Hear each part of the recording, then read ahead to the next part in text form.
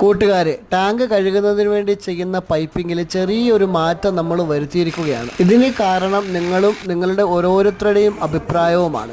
ഈ കാണുന്ന ചുട്ടുപൊള്ളുന്ന സൂര്യനെ സാക്ഷി നിർത്തി നിങ്ങളോട് ഞാൻ ഒരുപാട് നന്ദി പറയുകയാണ്. ആരും എല്ലാം തികഞ്ഞവരൊന്നുമല്ലല്ലോ. ചില കാര്യങ്ങൾ ചെയ്യുമ്പോൾ അല്ലെങ്കിൽ മറ്റുള്ളവർ കാണുമ്പോൾ മാത്രമാണ് അതിൽ നിന്നും പാഠങ്ങൾ പഠിച്ചെടുക്കാൻ സാധിക്കുകയുള്ളൂ. കൊണ്ടുപോകില്ല ചോരന്മാർ, കൊടുക്കുംതോറും ഏറിടും, മേന്മ തന്നെ മരിച്ചാലും വിദ്യതൻ മഹാധനം. പണ്ട് വായിച്ചിട്ടുള്ളതാണ്. ടാങ്കിൽ നിന്ന് ഡയറക്റ്റ് ഇറങ്ങി വരുന്ന പൈപ്പ് നമ്മൾ ക്ലീനിങ്ങിന് വേണ്ടിയും വൈകിട്ട് സൈഡിൽ കൂടി മെയിൻ ലൈനായിട്ടും എടുത്തിട്ടുണ്ട്.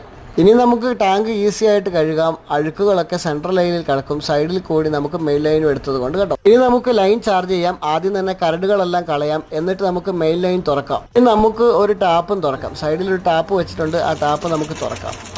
എന്താ പ്രഷർ കണ്ടോ. അതായത് ഉത്തമ മനസ്സിലായി.